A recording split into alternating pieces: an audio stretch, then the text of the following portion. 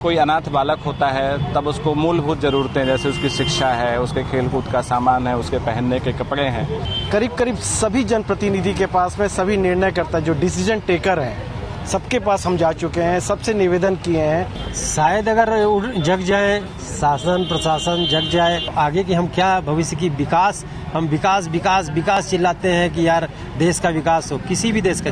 पितृपक्ष के अवसर पर आपने पितरों का, अपने पूर्वजों का श्राद्ध करने का जो कार्यक्रम है वो जरूर देखा होगा। हर घर में करीब करीब पितरों के लिए जो ये त्यौहार है, ये व्रत है, ये परंपरा है, ये निभाई जाती है। लेकिन सरगुजा जिले में जो ये श्राद्ध किया गया है वो सिस्टम का श्राद्ध किया गया है, और ऐसा इसलिए क्योंकि यहाँ की जनता सड़क को लेकर लगातार आवाज उठाती रही है, लेकिन आवाज जिम्मेदार जो हैं वो भी इस ओर ध्यान नहीं दे रहे हैं, इसलिए श्राद्ध किया गया है। और ये तमाम जो अंबिकापुर के लोग आप देख रहे हैं वो श्राद्ध में शामिल हुए थे और एक तरह से ये मांग कर रहे हैं सिस्टम से कि अगर वो इस बात को देख रहे हैं, इस बात को जान रहे हैं, जनता के दर्द को समझ रहे हैं, तो कम से कम सड़कें दी जाए। सर, सड़कों की हालत किस तरीके की है और आखिर श्राद्ध करने की आवश्यकता क्यों पड़ पड़ी? सड़कों की हालत के बारे में तो जितना ना कहा जाए उतना अच्छा है।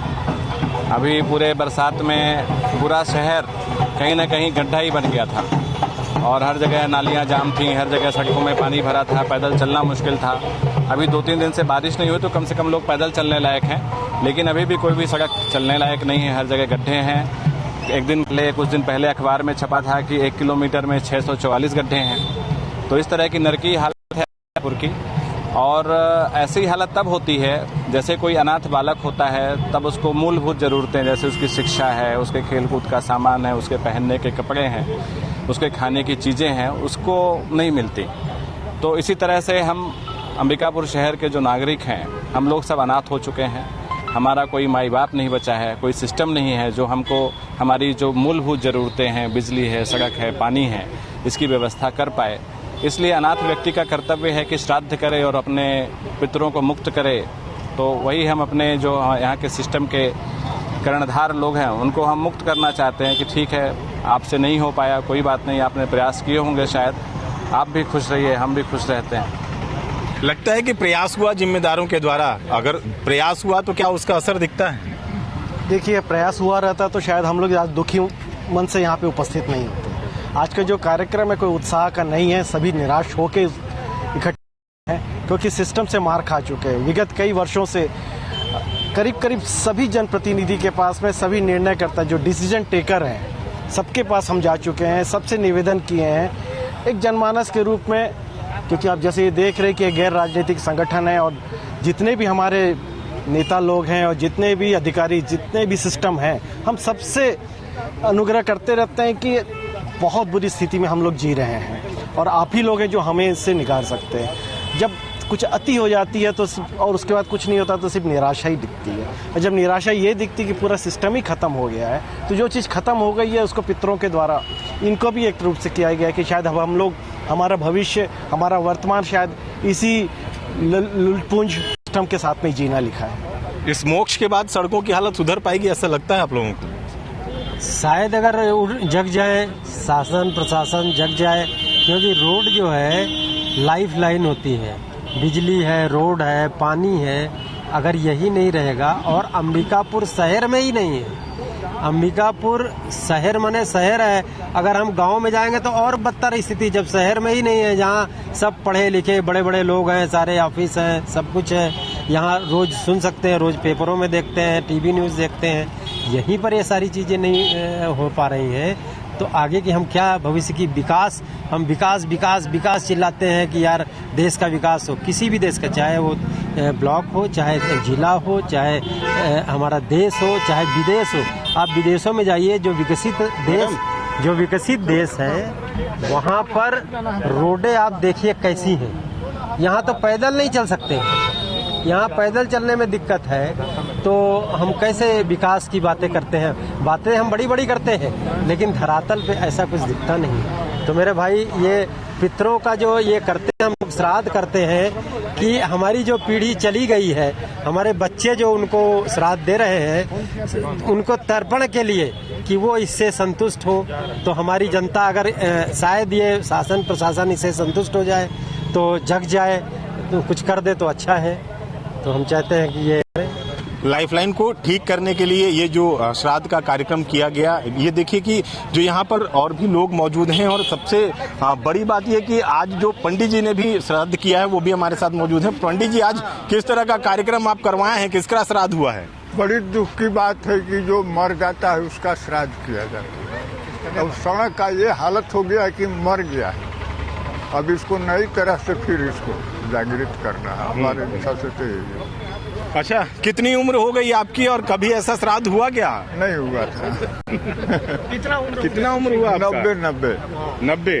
तो 90 साल में आप देखें कि कभी सिस्टम का श्राद्ध हुआ, कभी सड़क का श्राद्ध हुआ? और सिस्टम का तो अलग अनेक रूप है भाई, अनेक रूप से लोग कराते हैं, लेकिन इस तरह का तो इस तरह का श्राद्ध शायद 90 साल के जो पंडित जी हैं उन्होंने भी कभी नहीं कराया। ये बताइए कि श्राद्ध में पूरी तरीके से आपने शिरकत की, लगता है कि सिस्टम को श्राद्ध देने के बाद, मुक्ति देने के बाद ये व्यवस्था सुधरेगी? शायद पुनर्जन्म हो, शायद नए कुछ दिमाग नया विकसित हो, पुनर्जन्म हो, तो शायद अपनी जिम्मेदारियों का एहसास हो और कुछ सड़क सुधारें हम लोग के यहाँ की, क्योंकि इसमें तो चल चल करके हालत खराब हो गई है।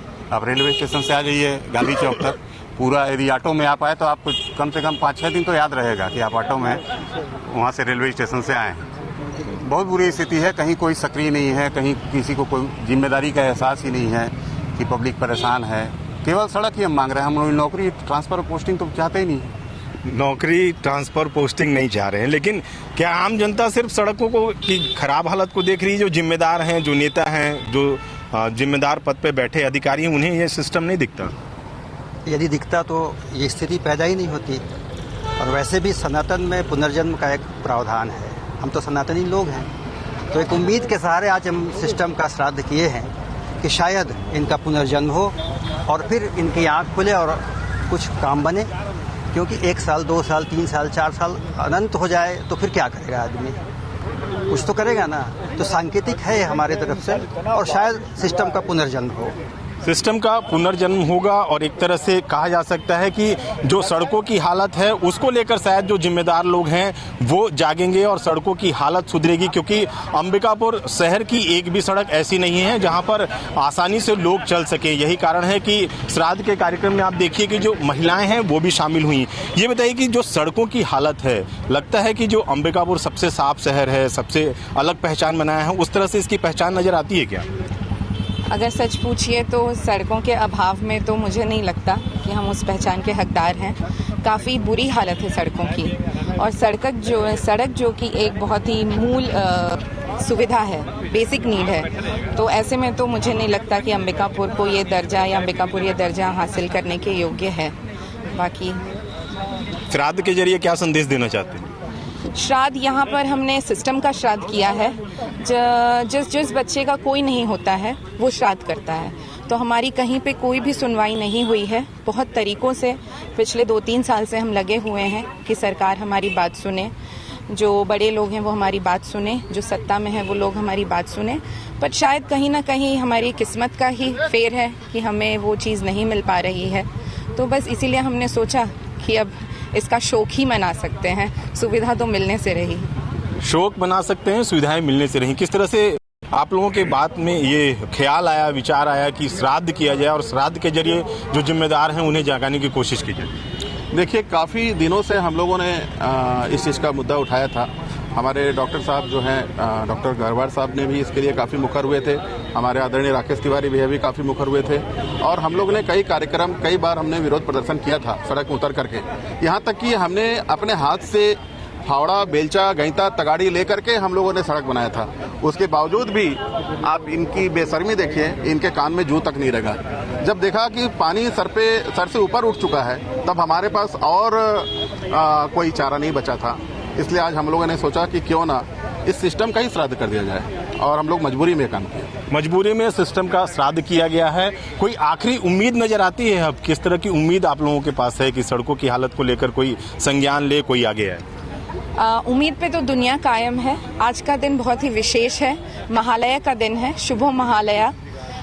जिस प्रकार आज दुर्गा माँ की आंख बनाई जाती है, तो बस यही उम्मीद है कि सरकार की भी आंख खुले और दुर्गा माँ जिस तरीके से हम पे कृपा दृष्टि बनाए रखती हैं, तो उम्मीद है कि सरकार की एक आखिरी कृपा दृष्टि हम पर पड़े और हमारे स्थिति को सरकार समझे, सत्ता समझे और इस पे सुधार हो।